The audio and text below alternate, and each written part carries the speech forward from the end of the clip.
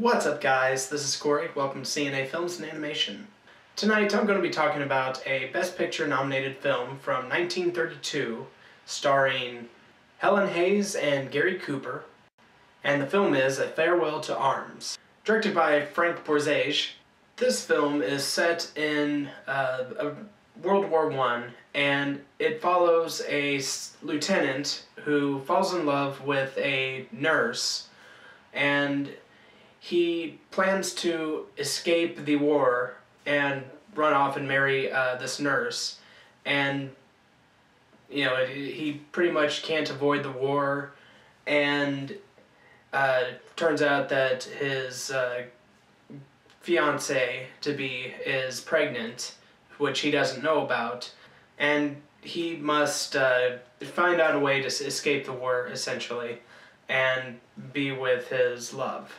This film is based off of a novel by Ernest Hemingway, and, you know, this is actually a really good movie.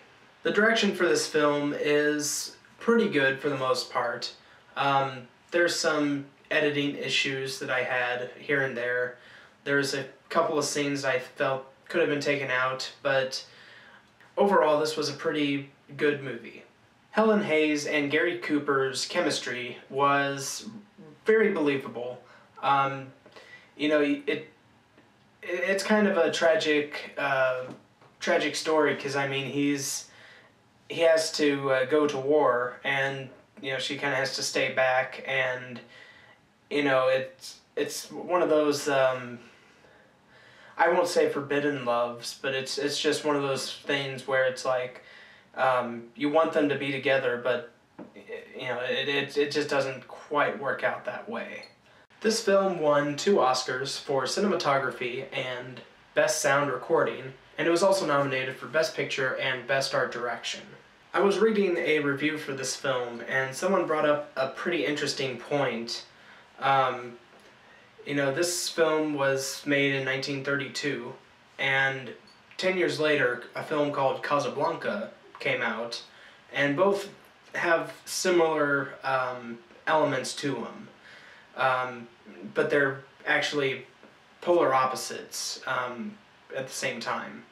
Casablanca, you know, at the end of it, from what I understand, I've actually never seen Casablanca, which I'll review in the future. From what I understand, they don't end up together because, you know, the war is what's important, and they need to carry out what they are supposed to carry out, you know, fight the war. And with this film, their main focus is each other, and they don't want to deal with the war at all. And, you know, someone made a point in one of their reviews that this could be because of viewpoints on the war itself in real life. World War I, you know, was seen as a war that was unnecessary in a way, kind of a slaughter war. And, you know, 10 years later, Hitler rose, and World War II was well in the middle of its fight. And, you know, the viewpoints kind of shifted in a 10-year time, which I thought was interesting. Now this film, from what I read on IMDb, this film has 2 different endings. One ending is a happy ending, the other is a sad ending. The sad ending is closer to the book, whereas the happy ending is kind of the Hollywoodized version. When Ernest Hemingway heard that they were going to be doing this, he, you know, was more or less pissed that they would make a happy ending of this story, because it, you know, wasn't theirs to change. And so they had special screenings for the sad ending, and I guess they released the happy ending to other audiences. I happened to see the sad ending, so I saw it the way the author intended to have it be seen.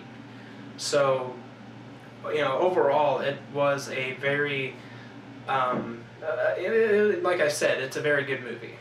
I'm probably going to give A Farewell to Arms a 7 out of 10. I like the performances in this film. I like the chemistry between Gary Cooper and Helen Hayes. And I thought the story was a very interesting one as well. So I'd recommend it. So tell me guys, have you seen Farewell to Arms? If you have, what'd you think of it? Did you like it? Did you dislike it? What'd you think of the performances? What'd you think of the direction, the cinematography? What'd you think of the movie overall? Have you read the book by Ernest Hemingway? If you have, how does it compare to the film? Comment below, let me know. I'd love to hear your feedback. If you guys like this review, be sure to like, favorite, subscribe. Be sure to check out our other videos. Be sure to like us on Facebook and follow us on Twitter. And as always, I'm Cory, and I'll see you guys in the next one.